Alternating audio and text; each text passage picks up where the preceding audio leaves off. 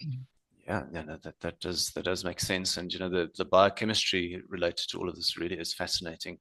And it's always interesting to learn more about that as well.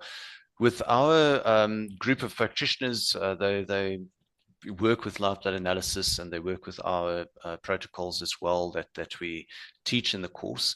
How would the philosophy and your root cause protocol assist practitioners using live blood analysis, just in the efforts to accelerate the understanding of different disease states that they're encountering? Mm-hmm. Um, well, again, just to repeat myself, there is no such thing as disease. The symptoms are real, Yeah. but the concept of disease is it's a modern invention to create control over the patient and to create the illusion that there's some dark force behind their symptoms. Um, a good example would be the fastest condition within the world of liver practitioners is non-alcoholic fatty liver disease. It starts out as um, fatty liver disease, progresses to NASH, progresses to cirrhosis, and then can lead into hepatic cancer. And those sound like four completely different states of condition, right? No, they've actually correlated it to different levels of iron inside the liver. And what's important for people to realize is that in 1928, in March of 1928 at the University of Wisconsin, May of 1928 at the University of Kentucky, here in the States, two separate teams of scientists studied withholding copper from the animal's diet to discover that when that happens, iron accumulates in the liver. It's an axiomatic function. And yet we know that there's a rising iron in the liver in these different disease states. Well, the way we approach it within the root cause protocols, let's stop the iron. Let's make sure that the iron is being properly mobilized, that it's being properly regulated inside the body, which requires what? Copper and other nutrients, particularly retinol would be of prime importance. But here's another example. Um, People are probably familiar with um, chronic kidney disease.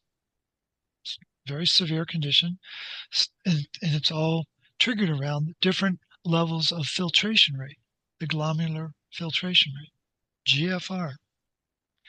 Well, what's useful for people to understand is that the this protein that I'm talking about, ceruloplasmin protein, um, expresses different enzymes. The enzyme that it's most associated with is an enzyme called ferroxidase, means it oxidizes iron, turns it from a +2 state into a +3 state.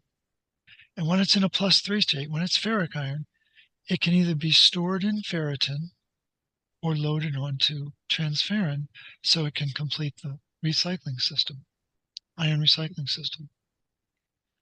And just to give people order of magnitude, you and I have been talking now for about 20 minutes. Every second of every day, we need to turn over 2.5 million red blood cells every second. And that requires an enormous movement of iron throughout the body. And to get it back to the bone marrow in our long bones, the femur and the hip and the pelvic area, where new red blood cells are being hatched, 2.5 million a second. And in the course of 24 hours, we're making 200 billion red blood cells every day. And that requires 25 milligrams of iron. It's not very much when you think about it. But what will surprise you and surprise the listeners is to find out that 24 of those 25 milligrams comes from this recycling system that no one ever talks about. It's called the reticuloendothelial system. And 1 milligram is supposed to come from our mouth. We only need 1 milligram of dietary iron a day. I've got clients that have as many as 80 milligrams of dietary iron, and it gets complicated. But the reason why I bring it up is that in order for that 200 billion red blood cells to be made, that 24 milligrams of iron need to be oxidized, need to be loaded onto transferrin, and it needs to get the shuttle back to the bone marrow in order to complete its mission. That requires the ferroxidase enzyme.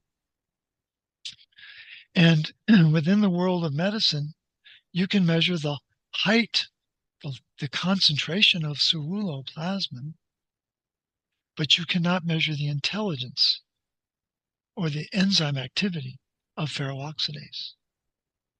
So here's an example. I'm 6 feet. Okay. How tall are you, Dr. Okker? Just over 6 feet. Okay. So by that, okay, 6'1".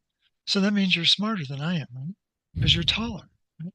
No, it doesn't mean that at all. Necessarily, no. No, it doesn't, right? No, but that's what they've got people to believe, that if you measure literally the height of a protein, that it implies intelligence. It has nothing to do with intelligence. So worldwide, we don't have access to knowing the intelligence of these copper enzymes. And why is that important with chronic kidney disease? Well, chronic kidney disease goes from stage 1 to 2 to 3 to 4 to 5. What I recently found, which is a very important study, was that they correlated the stage 1 through 5 to the expression of ferroxidase activity. So you can measure it in a scientific study. You can measure it on 4-legged rats and 4-legged mice, but you can't measure it on the 2-legged rats. They don't allow that. And so what they know is that as the stage of chronic kidney disease rises, gets to a bigger number, the activity and the intelligence of that enzyme is collapsing in the body. And that correlation would hold for all conditions, whether we're talking about heart disease, whether we're talking about neurodegeneration, whether we're talking about diabetes. What you'll find as you get into the research, at least as we see it and understand it, all of these different disease states are just an expression of iron dysregulation due to a lack of ferroxidase activity, due to a principally lack of copper in the diet. And so it's a completely different way of thinking about the progression of disease because of the loss of the availability and the bioavailability of these minerals in the enzymes expressions or in the signaling pathways or in the immune system overall. So it's just a very different way of thinking about it. Does that make sense?